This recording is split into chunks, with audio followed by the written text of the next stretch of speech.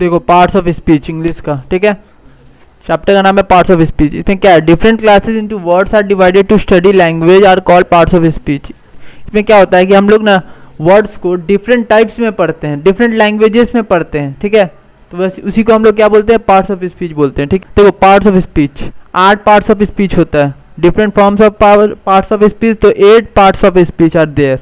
कौन कौन सा, noun, pronoun, adjective, verb, adverb, preposition, conjunction, interjection. समझ में आया? बस ये पार्ट्स ऑफ स्पीच 8 को एकदम रट्टा मार लेना चाहिए, ऐसा पढ़ोगे याद हो जाए। समझ में आया? चलो ठीक है, आगे फिर बना रहे। देखो पार्ट्स ऑफ स्पीच के बारे में आप पढ़ेंगे। पहला क्या होता है, नाउन होता है, ठीक है। नाउन क्या है, noun is the naming word, ठीक है, ये किसी का भी नाम हो सकता है, प्लेस, एनिमल, थिंग्स, है ना, कोई भी चीज़ के नाम को क्या बोलते हैं हम लोग, नाउन बोलते हैं, ठीक है, क्लियर है। देखो एग्जाम्पल है Ram, tiger, chair etcetera. Ram क्या है, तो आदमी का नाम है, टाइगर क्या है, एनिमल का, और चेयर क्या है, थिंग्स का नाम। समझे? और भी हो सकता है ना।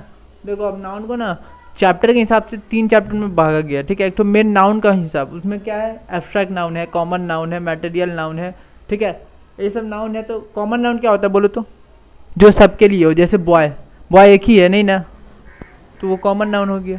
और वो हो गया कॉमन नाउन, ठीक है। गर्ल हो गया, वेरी गुड।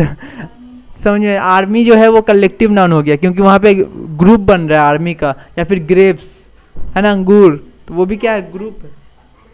एनिमल, एनिमल भी ये हो गया, कलेक्टिव नाउन नहीं होगा, वो कॉमन नाउन होगा, ठीक है। समझ में आया? और उसी तरह से वो पूरा नाउन का पूरा पार्ट है। और दूसरा होता है नाउन का सिंगुलर और प्लूरल। सिंगुलर क्या होता है, जो सिंगल होता है, और प्लूरल मतलब जो एक से ज़्यादा हो। समझ में आ रहा है ना।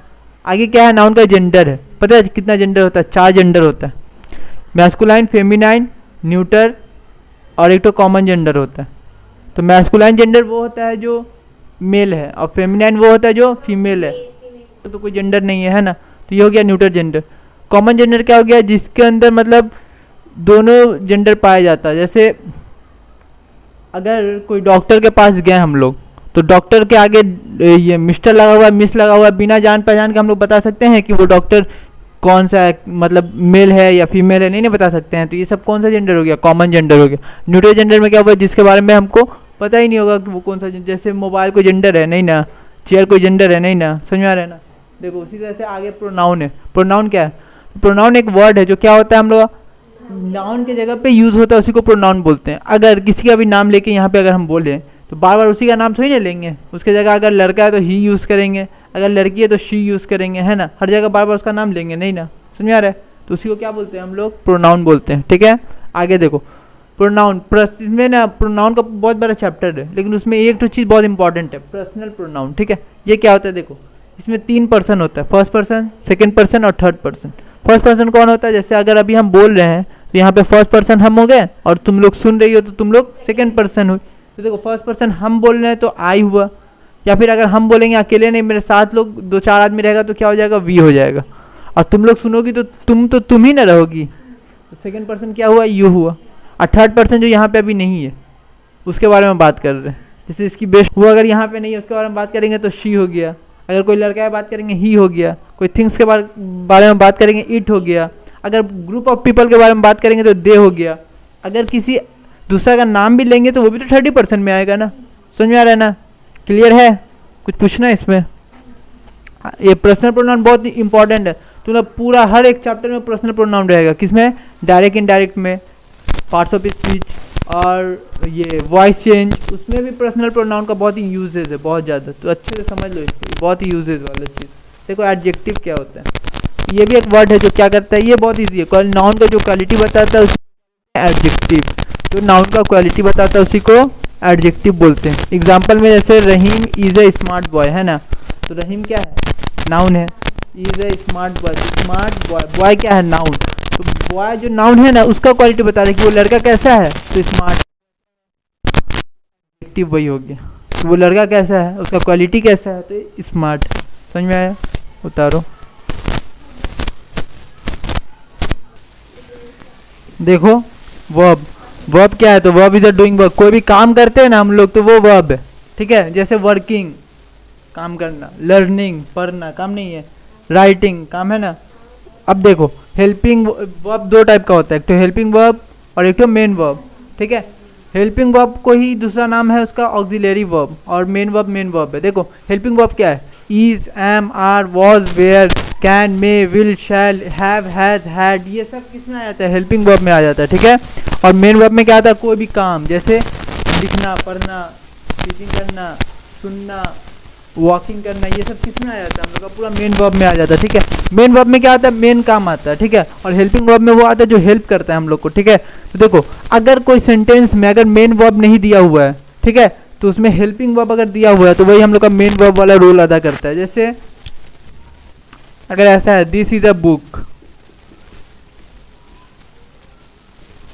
यहाँ पे मेन वर्ब है कहीं नहीं ना, दिस तो क्या हो जाएगा, सब्जेक्ट हो जाएगा, और ये क्या हो जाएगा, ऑब्जेक्ट हो जाएगा, और ये सब्जेक्ट हो जाएगा। इस क्या होगा, मेन वर्ब नहीं है, तो यहाँ पे हेल्पिंग वर्ब है, तो ये हेल्पिंग वर्ब ही किसका रोल करेगा, प्ले मेन वर्ब का। समझ में आया, क्लियर है। और आगे देखो एडवर्ब क्या है, तो एडवर्ब जिस तरह से एडजेक्टिव था ना कि वो नाउन का क्वालिटी बताता था, और एडवर्ब क्या करेगा, वो वर्ब का क्वालिटी बताएगा। एडवर्ब एक वर्ड है जो वर्ब का क्वालिटी बताता है, उसी को क्या बोलते हैं, एडवर्ब।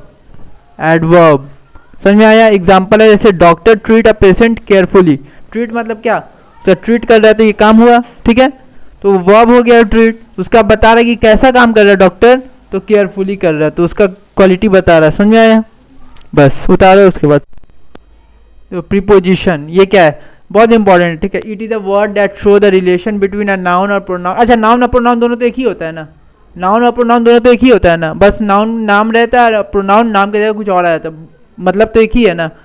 तो देखो ये क्या है, प्रीपोजिशन क्या है, तो एक वर्ड है जो बताता है रिलेशन किसका, एक नाउन प्रोनाउन का दूसरे नाउन प्रोनाउन से रिलेशन बताता है, उसी को प्रीपोजिशन बोलते हैं। जैसे my book is on the table, है ना, तो माई बुक क्या है, नाउन है, और टेबल क्या है, नाउन है, वो दोनों का रिलेशन बता रहा है कि बुक मेरा कहाँ है, तो टेबल के ऊपर, तो ऑन से पता चला ना ऊपर है, तो वो ऑन क्या हो जाएगा हम लोग का प्रीपोजिशन। समझ में आया। इस तरह से बहुत सारा एग्जांपल है, बहुत सारा, मतलब the cat is under the table, cat क्या है, नाउन है, टेबल क्या है, नाउन है, तो वो उस कैट का टेबल से रिलेशन बता रहा है कि कैट कहाँ है, तो टेबल के अंडर, नीचे, तो अंडर क्या हो जाएगा हम लोग का, इतना इजी है, बोलो। देखो आगे कंजंक्शन क्या है, तो conjunction it is a word that join two words, ठीक है। ये वर्ड है जो क्या करता है, दो वर्ड को ज्वाइन करेगा, दो सेंटेंस को ज्वाइन करेगा, दो फ्रेज को ज्वाइन करेगा। फ्रेज मतलब पता है, नहीं पता, फ्रेज का मतलब नहीं पता, बोलो इसको। Phrase is a group of word that makes an incomplete sense. वो भी ग्रुप ऑफ वर्ड है, लेकिन वो क्या देता है हमको, इनकम्प्लीट सेंस देता है, उसी को हम लोग फ्रेज बोलते हैं। तो गिव मी अ ब्लड, ये क्या है, फ्रेज है ना, कि मुझे खून दो, क्यों दो, कैसे दो, कुछ लिखा हुआ नहीं ना। And I will give you freedom, तो ये एंड क्या है, लिंकिंग वर्ड्स है। इसको सिंपल में कंजंक्शन को हम लोग लिंकिंग वर्ड्स बोल सकते हैं। क्या करता है, लिंकिंग वर्ड्स, लिंक करता है, जोड़ता है। समझ में आया। तो and I will give you freedom, तो I will give you freedom एक पूरा एक सेंटेंस है। समझ में आया। ये इंटरजेक्शन लास्ट, ये क्या है, ये वर्ड है जो हम लोग को सडन फीलिंग्स, इमोशन को एक्सप्रेस करता है, उसी को क्या बोलते हैं हम लोग, एक्सक्लेमेटरी सेंटेंस बोलते हैं। आई इंटरजेक्शन में एक्सक्लेमेशन मार्क लास्ट में लगता है, इसी के लिए इसको, इस सेंटेंस को कौन सा बोलते हैं हम लोग, इंटरजेक्शन बोलते हैं। समझ में आया। देखो इसमें एग्जांपल है, जैसे होगा I have won the match, जैसे तुम लोग अभी नीचे जाने से मिल जाएगी तो इसको सडन फीलिंग्स होगा ना, तो जो फील होगा वही क्या हो जाएगा, इसका इंटरजेक्शन हो जाएगा, वही क्या हो जाएगा, इसका एक्सक्लेमेटरी सेंटेंस हो जाएगा। वही एक्सक्लेमेशन मार्क के साथ दिखा होगा तो कौन सा सेंटेंस बन जाएगा, इंटरजेक्शन। समझ में आया। फिनिश।